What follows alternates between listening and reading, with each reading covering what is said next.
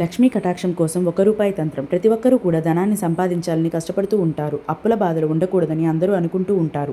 ఆర్థిక సమస్యల వలన ఎంత కష్టపడినా చేతిలో డబ్బు వృధాగా ఖర్చు అయిపోతుంది. ఆర్థిక సమస్యల నుంచి బయటపడడానికి ఎన్నో పూజలు, పరిహారాలు కూడా చేస్తూ ఉన్నారు.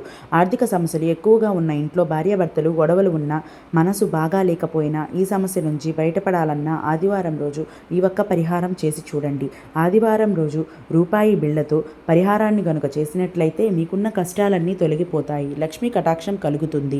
అమ్మవారికి రూపాయి బిళ్ళలు అంటే ఎంతో ప్రీతి.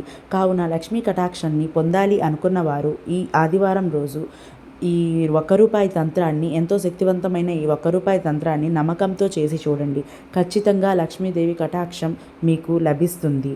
నమ్మకంతో ప్రయత్నించి చూడండి. ఎందుకంటే ఈ రూపాయి బిళ్ళలు అంటే అమ్మవారికి ఎంతో ఇష్టం. ఈ రూపాయి బిళ్ళలను గుప్పెడు తీసుకొని వాటిని శబ్దం చేయండి. వాటి నుంచి ఒక మంగళకరమైన శబ్దం వినిపిస్తుంది. ఆ శబ్దం అంటే అమ్మవారికి చాలా ఇష్టం. కార్తీక మాసంలో ప్రతినిత్యం పూజలు చేస్తూనే ఉంటాము. ఇంట్లో దీపారాజన చేసి శివకేశవులు ఇద్దరిని ఆరాధిస్తూ ఉంటాం. ఉదయం సాయంత్రం వేళల్లో దీపాలు పెట్టి శివకేశవులకు కూడా దీపం వెలిగించి మన సమస్యలన్నీ తీరిపోవాలని వేడుకుంటూ ఉంటాం. ఇలా పూజ చేసినప్పుడు ఒక ఎర్రటి క్లాత్ని తీసుకొని, ఎందుకంటే ఎర్రటి వస్త్రం అంటే అమ్మవారికి చాలా ఇష్టం.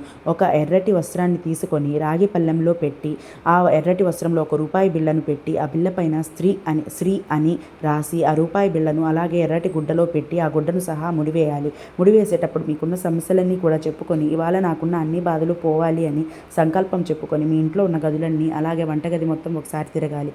తిరిగిన తర్వాత మీ డబ్బు దాచుకునే ప్లేస్లో పెట్టాలి. 15 నిమిషాల పాటు ఉంచి తర్వాత తీసి ఆ ఎర్రటి క్లాత్ని ఏదైనా పారే నదిలో, పారే నీటిలో పారవేసేయాలి.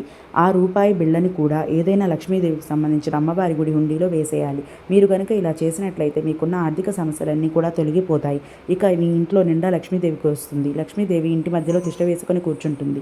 ఈ పరిహారాన్ని ఆదివారం, అందులోనూ కార్తీక త్రయోదశి చాలా ముఖ్యమైన రోజు.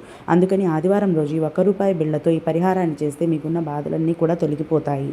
శ్రీమాత్రే నమః. Please like, share and subscribe.